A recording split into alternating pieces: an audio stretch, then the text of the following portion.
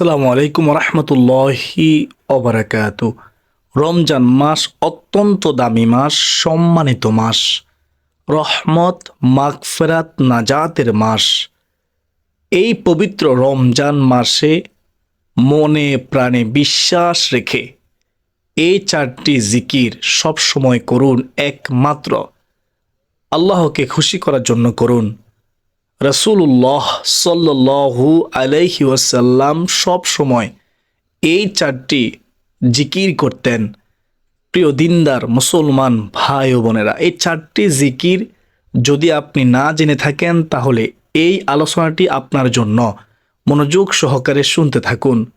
ওই নারী পুরুষ কতই না ভাগ্যবান, যেই নারী পুরুষ এই চারটি জিকির এই পবিত্র রমজান মাসের দ্বিতীয় 10 দিন, মাগফিরাতে 10 দিন বেশি বেশি করবে। যে ব্যক্তি এই চারটি জিকির রমজান মাসে বেশি বেশি করবে, তার জীবনের সমস্ত গুনাহ মাফ হয়ে যাবে। আল্লাহ তাআলা তার সগীরা কবিরা সমস্ত গুনাহ ক্ষমা করে দিবেন। সে নিষ্পাপ হয়ে যাবে। এই রমজান মাস অত্যন্ত দামি মাস। রমজান মাসের সম্মানে আল্লাহ তাআলা বান্দা বান্দির মর্যাদা বৃদ্ধি করে দিবেন। রমজান মাসে একটি নফল ইবাদত করলে ফরজ আদায় করার সওয়াব হয়। একটি ফরজ আদায় করলে 70টি ফরজ আদায় করার সওয়াব হয়।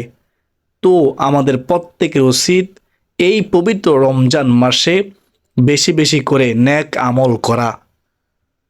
এই রমজান মাস এত দামি মাস যে রমজান মাসে জাহান্নামের দরজাগুলো আল্লাহ তাআলা বন্ধ করে দেন, জান্নাতের দরজাগুলো খুলে দেন।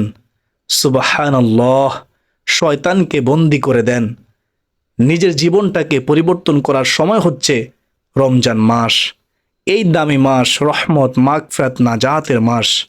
তো আমরা এই চারটি জিকিরের মাধ্যমে আমরা আমাদের জীবনকে পরিবর্তন করব ইনশাআল্লাহ। আমরা রমজান মাসের দ্বিতীয় 10 দিন, মাগফিরাতের 10 দিন আমরা এই চারটি জিকির করব। রমজান মাসে হক আদায় করার চেষ্টা করব।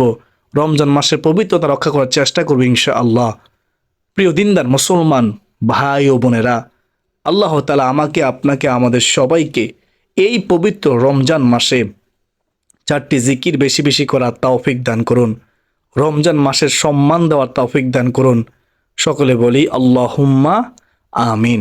তো চলুন আমরা বিস্তারিত জেনে নেই যে চারটি জিকির সম্পর্কে। নবীজির প্রিয় সাহাবী হযরত আবু হুরায়রা রাদিয়াল্লাহু তাআলা আনহু তিনি বলেন, সর্বপ্রথম নাম্বার জিকিরটি হলো সুবহানাল্লাহ। সুবহানাল্লাহ সবাই পারবেন, সহজ। সুবহানাল্লাহ। প্রিয় দর্শক, আপনি কি জানেন যে সুবহানাল্লাহ জিকিরের কত দাম, কত গুরুত্ব, কত সম্মান? মহান আল্লাহ তাআলা বলেন, আমার কোনো বান্দা যদি একবার সুবহানাল্লাহ এর আওয়াজ দেয়, আমি আল্লাহ আসমান ও জমিনের মধ্যবর্তী যত ফাঁকা জায়গা রয়েছে, যত খালি জায়গা রয়েছে, আল্লাহ তাআলা কি বলেন জানেন? শুনলে অবাক হয়ে যাবেন। মহান আল্লাহ তাআলা বলেন, সকল ফাঁকা জায়গাগুলোকে আমি আল্লাহ নেক দ্বারা পরিপূর্ণ করে দেই। সুবহানাল্লাহ। প্রিয় দর্শক, আপনি যদি চেয়ে থাকেন যে আপনার আমল নামায় এত পরিমাণ নেক দ্বারা পরিপূর্ণ হোক এই রমজান মাসে, তাহলে আপনার আমার আমল করতে হবে। যদি আপনি চান তাহলে ইনশাআল্লাহ আজকের পর থেকে আপনি অবশ্যই অবশ্যই সুবহানাল্লাহ এই জিকিরটি ছাড়বেন না, বেশি বেশি করার চেষ্টা করবেন ইনশাআল্লাহ। সুবহানাল্লাহ জিকিরের দ্বিতীয় ফজিলত হলো, কেউ যদি একবার, শুধুমাত্র একবার সুবহানাল্লাহ পাঠ করে, সুবহানাল্লাহ, মহান আল্লাহ রব্বুল আলামিন জান্নাতের মধ্যে একটি গাছ তার জন্য রোপণ করেন। সুবহানাল্লাহ। ওই গাছের ছায়া এত লম্বা হয় যে একটি দ্রুতগামী ঘোড়া যদি 500 বছর পর্যন্ত দৌড়ায়, তাহলেও ওই গাছের ছায়া অতিক্রম করতে পারবে না। সুবহানাল্লাহ, সুবহানাল্লাহ। প্রিয় দর্শক, মহান মালিকের দরবারে সবচেয়ে প্রিয় দামি বাক্যটি হচ্ছে সুবহানাল্লাহ। বলুন না সুবহানাল্লাহ, যার অর্থ হচ্ছে চমৎকার অর্থ। খেয়াল করে শুনবেন। আল্লাহ তাআলা পবিত্র। আল্লাহ তাআলা কি? মহান আল্লাহ তাআলা, মহান রব্বুল আলামিন হচ্ছেন পূত পবিত্র। আল্লাহ তাআলা এই পৃথিবীতে কেন বান্দাবান্দিকে পাঠিয়েছেন জানেন? তার একমাত্র কারণ হলো তার ইবাদতের জন্য, তার গোলামির জন্য। সুবহানাল্লাহ। যে আল্লাহ তাআলার ইবাদত করবে, জিকির করবে, তাকে আল্লাহ তাআলা খুব বেশি ভালোবাসবেন। প্রিয় দর্শক, তাই আল্লাহ তাআলা ইবাদতকারীকে অনেক বেশি পছন্দ করেন।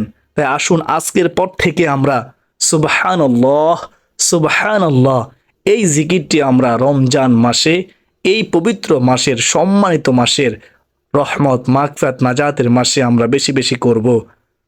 নবীজির প্রিয় সাহাবী হযরত আবু হুরায়রা রাদিয়াল্লাহু তাআলা আনহু তিনি বলেন, দ্বিতীয় নম্বর জিকির হলো আলহামদুলিল্লাহ।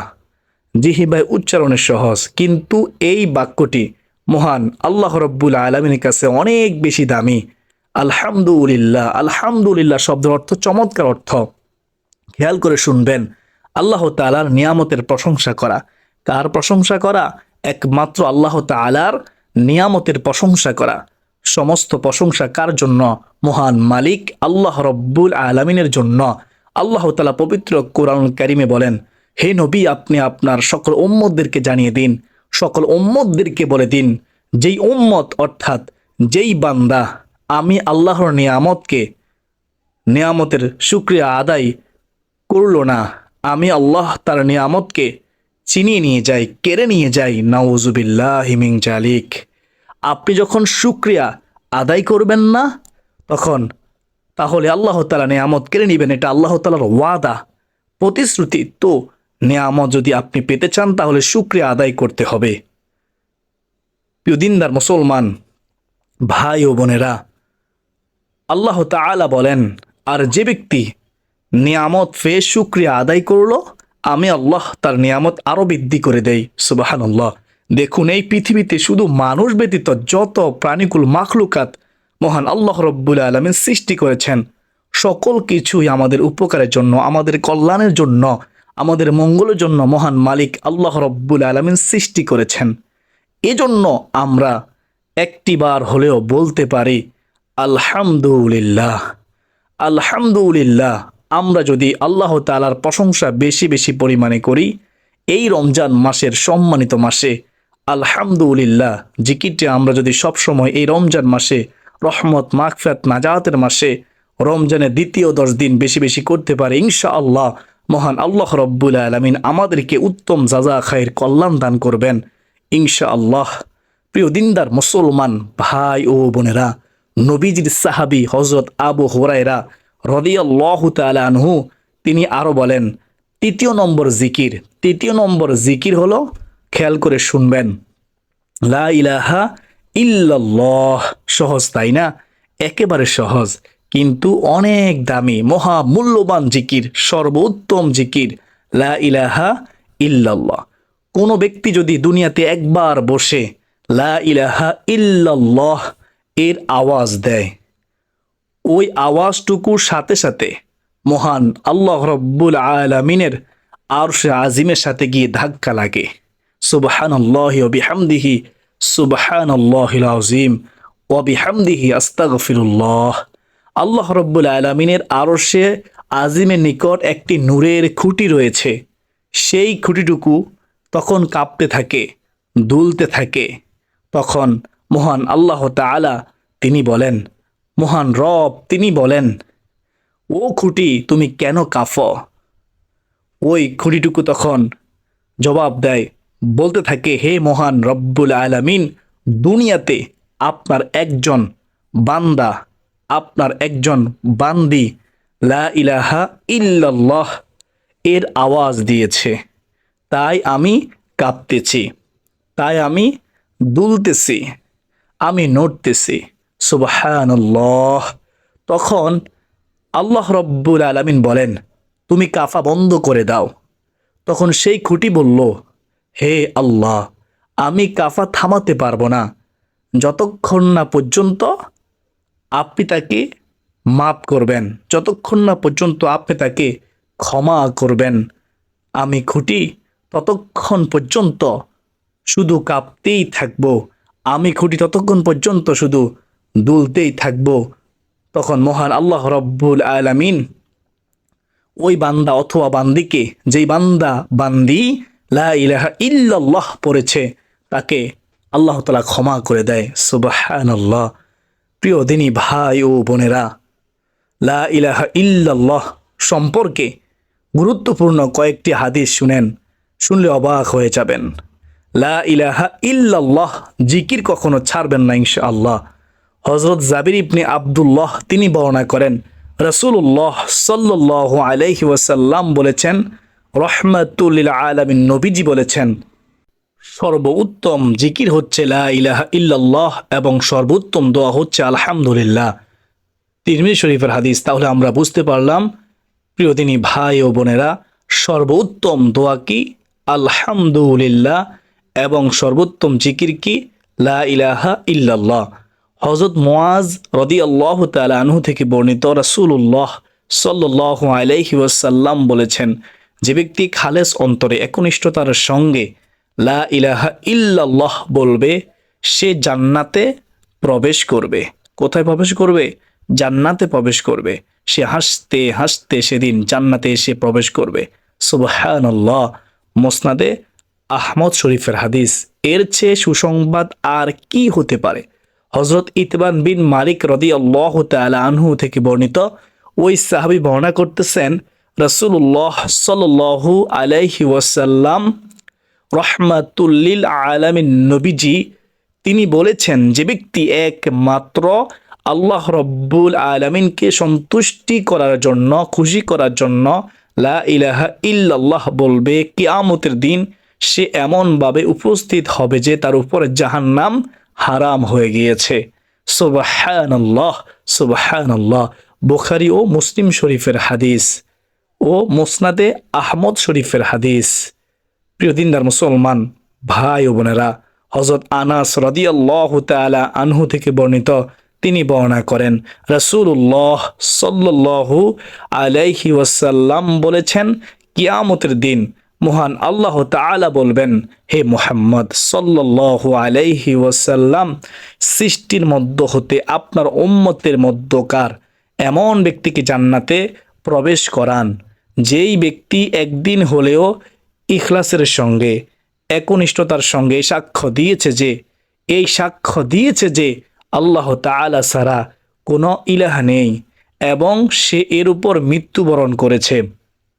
মুসনাদে আহমদ শরীফের হাদিস। যদি কেউ মৃত্যুর আগে লা ইলাহা ইল্লাল্লাহ বলে, তাহলে সে জান্নাতি। আল্লাহ তাআলা তাকে জান্নাতি হিসেবে কবুল করবেন। এটা আল্লাহ তাআলার ইচ্ছা। সুবহানাল্লাহি ওয়া বিহামদিহি সুবহানাল্লাহিল আযীম ওয়া বিহামদিহি আস্তাগফিরুল্লাহ, আস্তাগফিরুল্লাহ। যে ব্যক্তি সব সময় লা ইলাহা ইল্লাল্লাহ জিকির করবে, মহান আল্লাহ তাআলা তাকে ঈমানের সাথে মৃত্যু নসিব করাবেন। সুবহানাল্লাহ, সুবহানাল্লাহ, আল্লাহু আকবার। আমরা দোয়া করি, ওগো মালিক আল্লাহ, তুমি আমাদের মৃত্যুর সময় কালিমা কবুল করো, মৃত্যুটা যেন আমাদের কালিমার সাথে হয়। আল্লাহ, সকলে বলি আল্লাহুম্মা আমিন। তাই প্রিয় দর্শক, আমরা বেশি বেশি পরিমাণে এই রমজান মাসে, রহমত মাগফিরাত নাজাতের মাসে, এই সম্মানিত মাসে এই জিকিরটি করার চেষ্টা করব ইনশাআল্লাহ। প্রিয় দিনদার মুসলমান ভাই ও বোনেরা, আমরা যখন সুযোগ পাব এই রমজান মাসে আমরা লা ইলাহা ইল্লাল্লাহ জিকিরটি বেশি বেশি করব ইনশাআল্লাহ। নবীজির প্রিয় সাহাবী হযরত আবু হুরায়রা রাদিয়াল্লাহু তাআলা আনহু তিনি বলেন, সর্বশেষ নাম্বার জিকির হলো আল্লাহু আকবার। আপনার কাছে সহজ মনে হচ্ছে, তাই না? কিন্তু মনে রাখবেন, এই জিকির জিহ্বায় উচ্চারণে সহজ হলেও মহান আল্লাহ তাআলা দরবারে সবচেয়ে দামি একটি জিকির, সবচেয়ে দামি একটি বাক্য আল্লাহু আকবার। প্রিয় দর্শক, আল্লাহু আকবার শব্দের অর্থ আল্লাহ মহান, আল্লাহ সর্বশক্তিমান, আল্লাহ তাআলা সবচেয়ে বড়, সবচেয়ে বড়। তার চেয়ে বড়ত্ব আর কারণেই, তার চেয়ে শ্রেষ্ঠত্ব আর কারণেই। তিনি মহান, তিনি সবচেয়ে বড়, তিনি সবচেয়ে বড়, তিনি মহান। প্রিয় দর্শক, যে ব্যক্তি আল্লাহ তাআলাকে সবচেয়ে বড় মানে, সবচেয়ে বড় হিসেবে আখ্যায়িত করে মহান আল্লাহ রব্বুল আলামিন। মহান রব তাকে দুনিয়ার বাদশাহী দান করবেন, আখিরাতেরও বাদশাহী দান করবেন। সুবহানাল্লাহ। দুনিয়াতে কোনো টেনশন থাকবে না, আখিরাতেও তার কোনো টেনশন থাকবে না। দুনিয়াতেও শান্তি পাবে, আখিরাতেও শান্তি পাবে ইনশাআল্লাহ। তার জিম্মাদার স্বয়ং আল্লাহ তাআলা মহান রব্বুল আলামিন হবেন। যে ব্যক্তি বেশি বেশি করে আল্লাহু আকবার, আল্লাহু আকবার, আল্লাহু আকবার, আল্লাহু আকবারের জিকিরটি করবে ইনশাআল্লাহ। হযরত আনাস রাদিয়াল্লাহু তাআলা আনহু থেকে বর্ণিত হাদিসে এসেছে, একবার নবী করিম সাল্লাল্লাহু আলাইহি ওয়াসাল্লাম গাছের একটি ঢাল ধরে জাকি দিলেন। একটি গাছের ঢাল ধরে জাকি দিলেন, কিন্তু কোনো পাতা মাটির মধ্যে পড়ল না। তিনি আবার গাছটি জাকি দিলেন, এবারও কোনো পাতা মাটির মধ্যে পড়ল না। তবে তৃতীয়বার জাকি দেওয়ার পর অনেকগুলো পাতা মাটির মধ্যে পড়ল, গাছ থেকে মাটির মধ্যে পড়ল। সুবহানাল্লাহ, সুবহানাল্লাহ, সুবহানাল্লাহ। তারপরে রাসূলুল্লাহ সাল্লাল্লাহু আলাইহি ওয়াসাল্লাম তিনি বললেন, নিশ্চয়ই সুবহানাল্লাহ, ওয়ালহামদুলিল্লাহ, ওয়ালা ইলাহা ইল্লাল্লাহ, ওয়াল্লাহু আকবার, এই জিকিরগুলো বলা বান্দার গুনাহ জড়িয়ে দেয়, যেমন শীতকালে গাছ তার পাতা জড়িয়ে দেয়। সুবহানাল্লাহ, সুবহানাল্লাহ। শীতকালে গাছের পাতা যেভাবে ঝরে যায়, ঠিক এ চারটি জিকির করলে তার জীবনের গুনাহগুলো আল্লাহ তাআলা এভাবে জড়িয়ে দিবেন। তার কোনো গুনাহ থাকে না, সে নিষ্পাপ হয়ে যায়। সুবহানাল্লাহ, সুবহানাল্লাহ। মুসনাদে আহমদ শরীফের হাদিস। তো আমরা বেশি বেশি পরিমাণে সুবহানাল্লাহ, আলহামদুলিল্লাহ, ওয়ালা ইলাহা ইল্লাল্লাহু এবং আল্লাহু আকবার, এই চারটি জিকির আমরা এই পবিত্র রমজান মাসে, রহমত মাগফিরাত নাজাতের মাসে করার চেষ্টা করব। বিশেষ করে আমরা এই পবিত্র রমজান মাসের দ্বিতীয় 10 দিন, মাগফিরাতের 10 দিনে চারটি জিকির করব, ইস্তিগফার করব ইনশাআল্লাহ। আমি মনে করি যেহেতু আজকের ভিডিওটি অনেক গুরুত্বপূর্ণ ছিল, তাই আপনারা ভিডিওটি শেয়ার করে দিবেন ইনশাআল্লাহ। অসংখ্য মানুষ এই চারটি জিকিরে গুরুত্ব দেবে, অসংখ্য মানুষ এই চারটি জিকিরে ফজিলত জানবে। এই পবিত্র রমজান মাস এই চারটি জিকির বেশি বেশি করবে, আপনিও সওয়াবের ভাগীদার হবেন ইনশাআল্লাহ। তাই শেয়ার করে দিবেন। আল্লাহ তাআলা আমাকে, আপনাকে, আমাদের সবাইকে এই রমজান মাসে বেশি বেশি করে নেক আমল করার, এই চারটি জিকির করার তৌফিক দান করুন। সুবহানাল্লাহ, ওয়ালহামদুলিল্লাহ, ওয়ালা ইলাহা ইল্লাল্লাহু, আল্লাহু আকবার, এই চারটি জিকির করা তৌফিক দান করুন। আমরা সবাই বলি আল্লাহুম্মা আমিন। তো আসুন এ পর্যন্তই, সকলে সুস্বাস্থ্য কামনা করে বিদায় নিচ্ছি। আবার দেখা হবে অন্য কোনো দিন, অন্য কোনো গুরুত্বপূর্ণ আলোচনা ইনশাআল্লাহ। ওয়া মা আলাইনা ইল্লাল বালাগ। আসসালামু আলাইকুম ওয়া রাহমাতুল্লাহি ওয়া বারাকাতুহু।